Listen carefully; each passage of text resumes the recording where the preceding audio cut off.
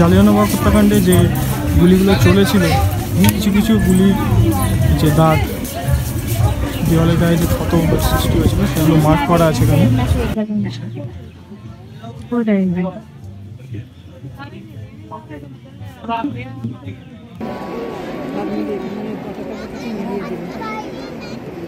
দুটো দেশের পতাকা মিলে গেল। ও এদের হাতে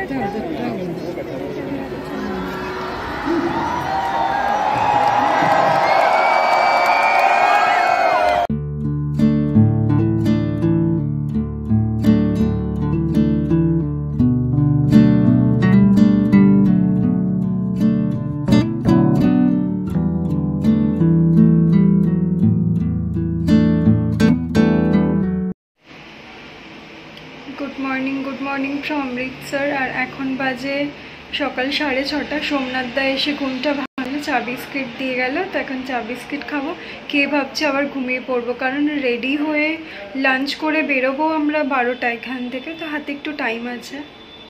এখন যাচ্ছি ব্রেকফাস্ট করতে, দেখি ব্রেকফাস্টে কি কি আছে।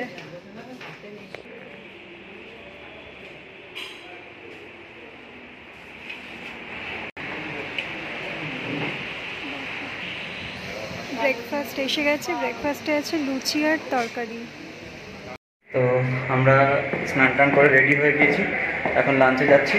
আর ওইদিকে রুমের সব জিনিসপত্র গুছিয়ে নিয়েছি, লাগেজগুলো। তো লাঞ্চ করে এসেই রুম চেক আউট করে দেবো, দিয়ে আমরা বেরিয়ে পড়বো। আজকের মেনুতে আছে ভাত, ডাল, ভাজা, এখানে মাছের মাথা দিয়ে একটা, লাউ দিয়ে একটা তরকারি, আর মাছের ঝোল। তো লাঞ্চ শেষ, আমরা এবারে বেরিয়ে পড়েছি। আজকে সাইট সিনের সময় যেইটুকুনি জিনিসপত্র আমাদের সাথে থাকবে সেই ব্যাগপত্রগুলো খালি নিয়েছি, আর বাকি লাগেজ সব লাগেজ রুমে রেখে দিয়েছি। তো রাত্রিবেলা আবার এখানে আসবো, এখানে ডিনার করে বেরোবো। তো এখন দেখা হচ্ছে রাস্তায়। তো আমরা এখন চলেছি আজকের অমৃতসর সাইট সিনের উদ্দেশ্যে। আর আজকে আমাদের ফার্স্ট ডেস্টিনেশন হলো জালিয়ানওয়ালা বাগ। আমরা সবাই জানি এই জালিয়ানওয়ালা বাগের সম্বন্ধে, এর সাথে একটা ঐতিহাসিক ঘটনা জড়িয়ে রয়েছে। কিভাবে এখানে ইংরেজরা নিরস্ত্র ভারতবাসীদের উপরে হত্যাকাণ্ড চালিয়েছিল, যা দেখে শিউরে উঠেছিল গোটা ভারতবর্ষ। তো এখন আমরা সেই জালিয়ানওয়ালা বাগ দেখতে যাব। আর ওই একই জায়গাতেই অমৃতসরের স্বর্ণ মন্দির যেটা, সেটা এবং দুর্গিয়ানা টেম্পল, এগুলো সবই ওই কাছাকাছি জায়গাতেই রয়েছে। তো আমরা প্রথমে যাব জালিয়ানওয়ালা বাগ, সেখান থেকে যাব দুর্গিয়ানা টেম্পল, আর তারপর আমরা চলে যাব ওয়াঘা বর্ডারের দিকে। কারণ ওয়াঘা বর্ডারের ওইটা একটা টাইমিং আছে, ওই বিকালের টাইমটা তখন একটা প্যারেড হয়। তো ওই প্যারেডটা দেখার জন্য ওইখানে যাব, তারপরে আবার ফেরত আসবো আমরা স্বর্ণ মন্দিরে। আর এখানে দেখুন একটা 3তলা কার পার্কিং। তো আমরা এখানে গাড়িটা পার্ক করে সিঁড়ি দিয়ে নিচে নেমে তবে যাব। তো আমরা এখন এসে গেছি জালিয়ানওয়ালা বাগে। এখন উপরে গাড়িটা পার্ক করে এখন আমরা নিচে নামছি সিঁড়ি দিয়ে গিয়ে দেখি যদি ভিডিও করতে দেয় তাহলে আমি ভিডিও করব, নাহলে তো ক্যামেরা বন্ধ থাকবে।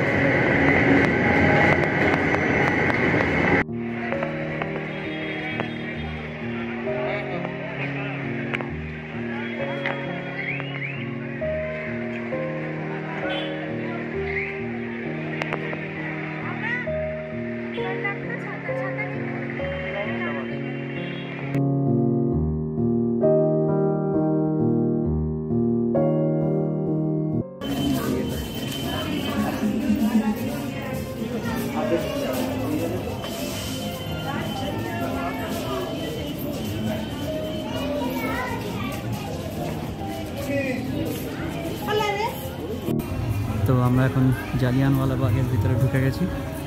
এখানে সেই মর্মান্তিক ঘটনাটি ঘটেছিল, আমরা সবাই জানি সে ব্যাপারটা। তো একটা শোকের ছায়া তো রয়েইছে চারদিকে, কিন্তু তাছাড়াও এই জায়গাটাও খুবই সুন্দর এবং ঐতিহাসিক একটা জায়গা। তো সেহেতু এখানে আসাটা অনেক দিনের আমার ইচ্ছা ছিল।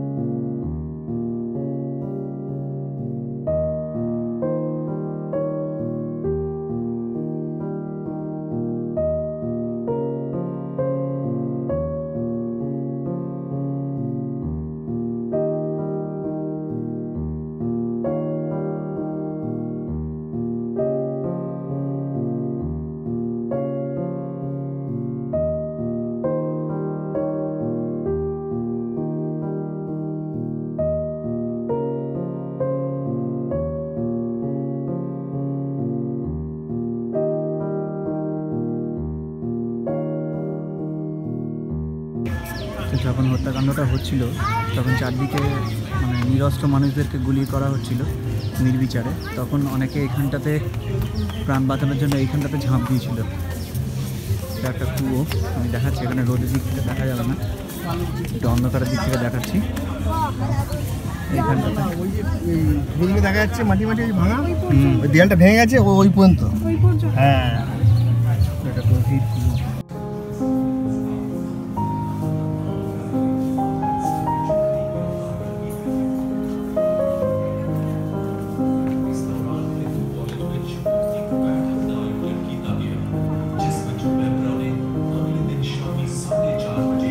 जलियांवाला बाग विच एक विरोध प्रदर्शन का ऐलान किया।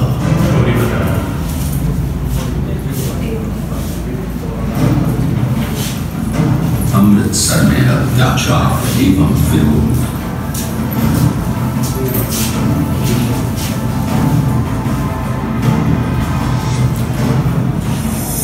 पंजाब के लोगों ने पूरे जोश के साथ रिलायंस सत्याग्रह में हिस्सा लिया और ये अकारण न था। युद्ध के दुष्प्रभावों के अलावा लाहौर षड्यंत्र की नृशंस यादें अभी तक ताजा थी। दूसरी ओर पंजाब का लेफ्टिनेंट गवर्नर माइकल ड्वायर था, जो किसी भी कीमत पर हर राष्ट्रवादी भावना को कुचल देना चाहता था। 9 अप्रैल पंजाब में 9 अप्रैल को सभी ने मिलकर रामनवमी मनाई, पर अंग्रेजों की नजर में ये उत्सव भी उनके खिलाफ षड्यंत्र से बड़ी समारोह था। राम भोजदत्त, गोपालचंद, धर्मदास, दुर्गाचंद जैसे नेता अंग्रेजों का मुकाबला करने के लिए हिंदू मुस्लिम एकता को बढ़ावा दे रहे थे। इसी दौरान ओडवायर ने अमृतसर के स्थानीय नेता डॉक्टर किचलू और डॉक्टर सत्यपाल की गिरफ्तारी और निर्वासन के आदेश दिए। 10 अप्रैल को भी डॉक्टर सैफुद्दीन किचलू, डॉक्टर सत्यपाल और अन्य नेताओं की गिरफ्तारी ने पूरे अमृतसर के जीवन को रूप सा दिया। गांधी जो कि पंजाब का रुख कर चुके थे, पलवल में ही रोक दिए गए और उन्हें बम्बई भेजकर हिरासत में ले लिया गया। नेताओं की गिरफ्तारी और गांधी जी को पंजाब में आने से रोके जाने की खबर जंगल की आग की तरह फैल गई, जिससे चारों ओर कानून बनाने के लिए प्रदर्शन और तेज हो गए। और ये तो अंग्रेज कतई बर्दाश्त नहीं कर सकते थे, क्योंकि उनका भारत में अस्तित्व फूट डालो और राज करो के सिद्धांत पर टिका हुआ था। लोगों ने विरोध किया और नेताओं की रिहाई की मांग लेकर डिप्टी कमिश्नर माइल्स अर्विन के आवास की ओर चल पड़े। इस शांतिपूर्ण जुलूस पर गोलियां बरसाई गई। 20 की मौत और कई अन्य घायल। 11 अप्रैल शांति प्रिय और निहत्थे प्रदर्शनकारियों पर हुई इस अकारण फायरिंग के चलते ही लोग उत्तेजित हो हिंसा पर उतर आए, जिसमें 5 अंग्रेजों की जान चली गई।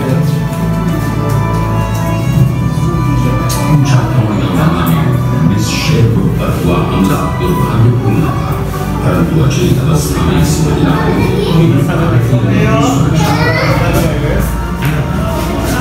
डरे हुए अंग्रेजों ने अपने परिवारों को गोविंदवाड़ भेज दिया। हिंसा कुछ कम होती थी और एक बेचैनी भरा किंतु स्थिर शांति वाला माहौल बना रहा। अंग्रेजों को डर था कि वो लोगों के अधीन थे, इसलिए उन्होंने सेना को अमृतसर में बुलावा भेजा और सभी सामने स्थानों पर उसको तैनात कर दिया। बेशक ये सभी सिपाही ब्रिगेडियर जनरल रेजिमेंट डायर की कमान के अंतर्गत थे, जो कि उसी रात अमृतसर पहुंचा था। 12 अप्रैल डायर को विद्रोह की आशंका थी, जिसके चलते उसने अपने अधिकार का दावा करने के लिए अमृतसर में कई गिरफ्तारियां की। इसी बीच हिंदू कॉलेज ने एक बैठक आयोजित की गई, जिसमें सदस्यों ने अगले दिन शाम 4:30 बजे जलियांवाला बाग में एक सार्वजनिक विरोध प्रदर्शन की घोषणा की।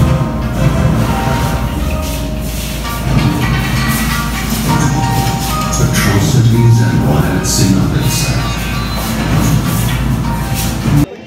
জালিয়ানওয়ালা বাগে যখন গোলাগুলি হয়েছিল সেই গুলির কিছু দাগ এখনো পর্যন্ত রয়ে গেছে দেয়ালে, সেগুলি আপনাদেরকে দেখাবো এখন। এই দেখুন, এই দেয়ালে চোখো চোখো মার্কগুলো করা রয়েছে, এগুলো সব গুলির দাগ।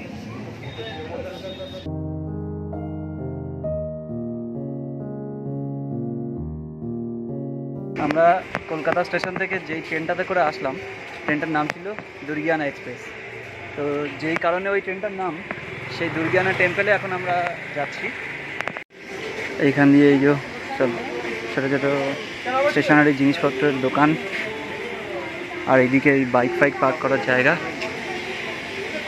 আর উপরে এই যে কি সুন্দর কাগজ দিয়ে ডেকোরেশন করা রয়েছে।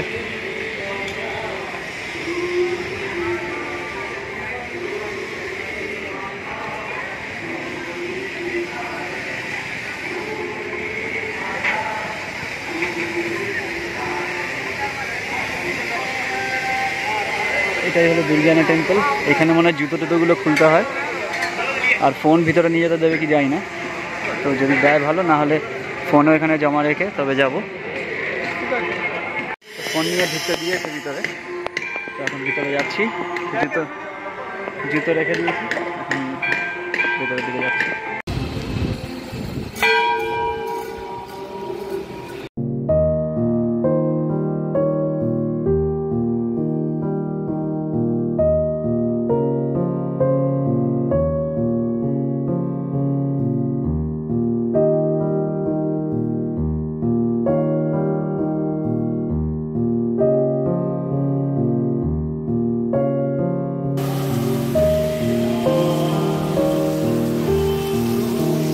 প্রসাদ দিয়েছে, এখন মাঠ থেকে সবাই প্রসাদ নিচ্ছে।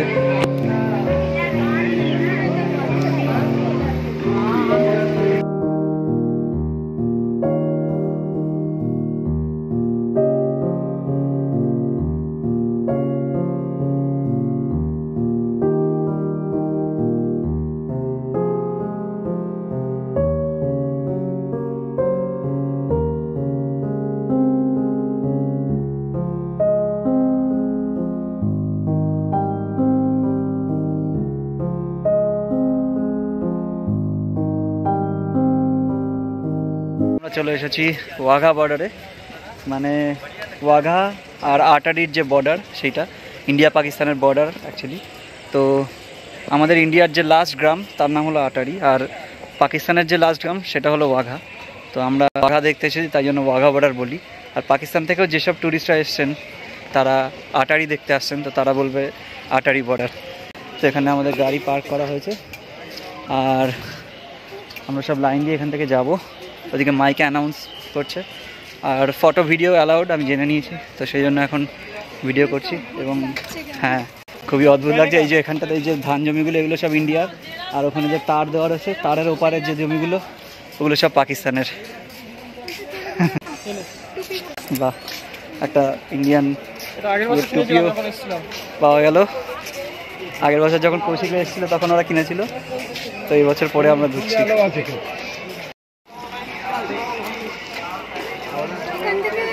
এত এত লোক সবাই যাচ্ছে,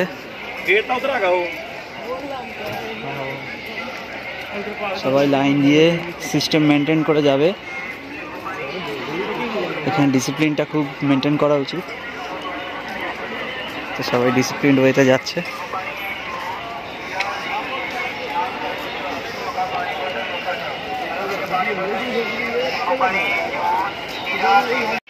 মহিলারা সব এদিকে আর পুরুষরা সব এদিকে। এ ভাই, আমরা এদিকে, ওটা মহিলাদের লাইন। আরে ওইদিকে, হ্যাঁ, ও মায়ের কাছে চলে যাক আগে। ওই যে লাবণী হারিয়ে গেছিল, টেনশনে পড়ে গেছিল, তো এই মহিলাদের সব লাইনে ও চলে গেল। হ্যাঁ, আমাদের ছেলেদের সব এই লাইন।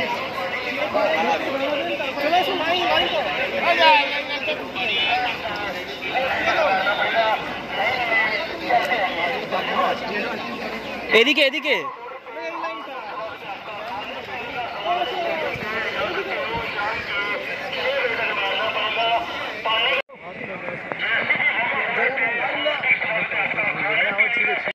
তো ওখানে এই আর্মির টুপিগুলো বিক্রি হচ্ছিল, তো আমি টুপিটা চেঞ্জ করে নিলাম, আমার এটা বেশি পছন্দ, তো এই জন্য একটা এই টুপি কিনে নিলাম।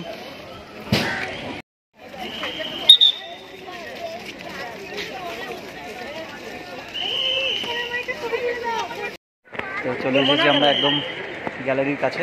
এখানে এবারে গিয়ে ভালো দেখে জায়গা নিতে হবে, গ্যালারিতে বসে আমরা দেখবো সব প্যারেডটা যে হবে বিকালবেলা, সেই প্যারেডটা দেখতে পাবো আমরা এখানে গ্যালারিতে বসে। তো এখন ভিতরে যাই, দেখি কোথায় জায়গা পাচ্ছি। তো আমরা গ্যালারির ভিতরে চলে এসেছি, আর চারপাশে দেখুন কত লোক জমায়েত হয়েছে। আর এটা কিন্তু শুধু একদিনের জন্য না, এটা প্রত্যেক দিন সূর্যাস্তের 2 ঘন্টা আগে থেকে এই ফ্ল্যাগ লোয়ারিং সেরেমনিটা হয়। এর দ্বারা ইন্ডিয়া এবং পাকিস্তান উভয় দেশ পরস্পরের প্রতি শান্তি এবং ঐক্য প্রদর্শন করে। প্রত্যেক দিন সূর্যাস্তের ঠিক আগে এই দুই দেশের বর্ডারের মাঝখানে যে গেটটা আছে সেই গেটটা খোলা হয় এবং দুই দেশেরই পতাকাটাকে সেই সময় নামানো হয়, আর মিলিটারি প্যারেডের মাধ্যমে উভয় দেশকে সম্মান প্রদর্শন করা হয়। 1947-এ যখন দেশ ভাগ হয়েছিল তখন দুই দেশের মাইগ্রেন্টসরা এই বর্ডার দিয়েই একে অপরের দেশে গিয়েছিল। তো সেইখান থেকেই ইন্ডিয়া এবং পাকিস্তান একে অপরের প্রতি পিস এবং কোঅপারেশন প্রদর্শন করে এই রিচুয়ালের মাধ্যমে। আর পুরো গ্যালারি জুড়ে অনেক দেশাত্মবোধক সুন্দর সুন্দর গান চলে, কিন্তু সেই গানগুলো আমরা শোনাতে পারছি না কপিরাইটের জন্য। তো যখন এই গানগুলো চলে তখন পুরো গ্যালারির মানুষ একই সাথে স্বর মেলায়, আর সেটা একটা আলাদাই অনুভূতি, মানে ওটা ঠিক বলে প্রকাশ করা যাবে না, জাস্ট গায়ে কাঁটা দেয়। মানে দেশের সবাই মিলে যখন দেশাত্মবোধক গান গায় একসাথে, তখন তার একটা আলাদাই ভাইব। আর শুধু তাই নয়, এই গানের সাথে সাথে কিন্তু শুধুমাত্র মহিলারা এখানে নাচেও, মানে এই যে নিচে যে রাস্তাটা আছে এখানটাতে সব মহিলারা মিলে ওখানে নাচানাচিও করে। কিন্তু তার জন্য হয়তো আলাদা করে কোনো স্লট বুক করতে হয় বা পাস বুক করতে হয়, কারণ আমরাও চেয়েছিলাম, মানে আমাদের গ্রুপে যারা মহিলা ছিল তারা চেয়েছিল ওখানে গিয়ে নাচতে, কিন্তু তখন তাদেরকে বলা হয়েছিল যে পাস লাগবে।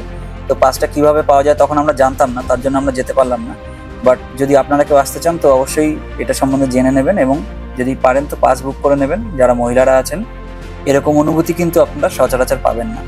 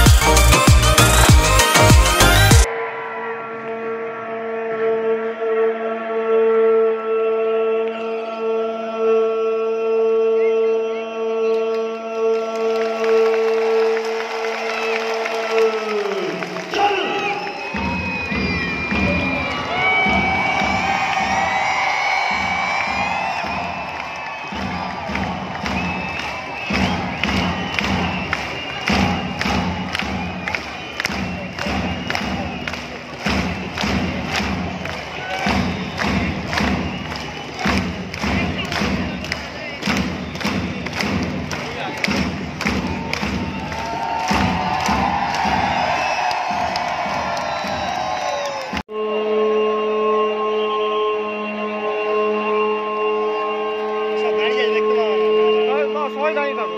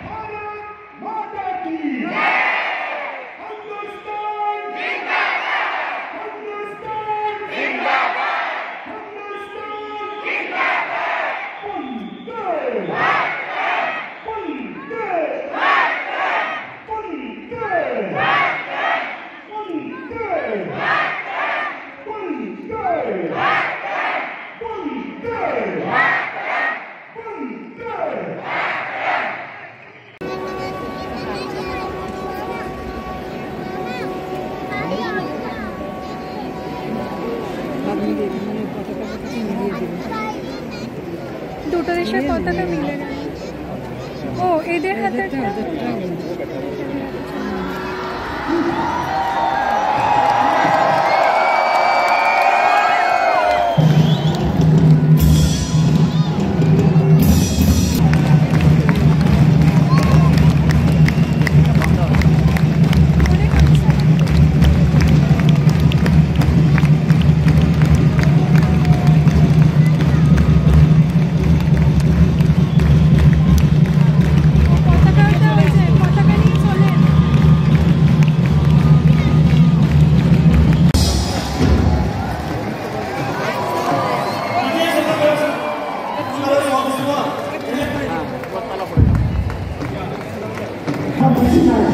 গেটটা বন্ধ করে এবার আমরা এক এক করে বেরিয়ে যাচ্ছি, শেষ হয়ে গেছে।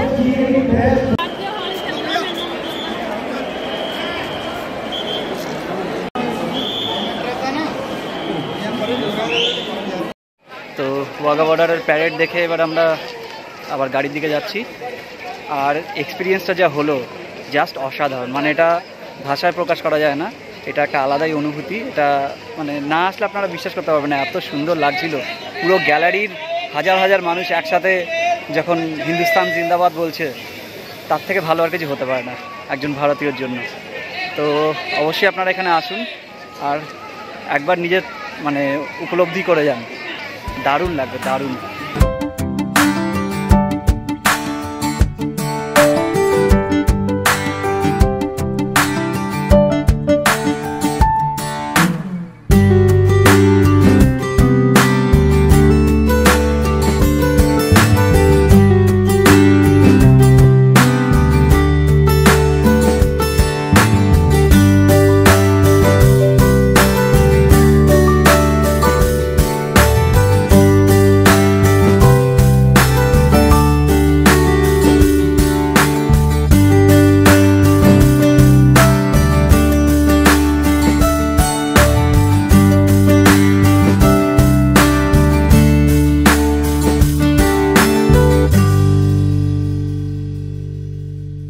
এবার এখান থেকে ফিরে যাচ্ছি, এই সামনে জুতোর কাউন্টার থেকে জুতোগুলো নেব, তারপরে চলে যাব গাড়িতে।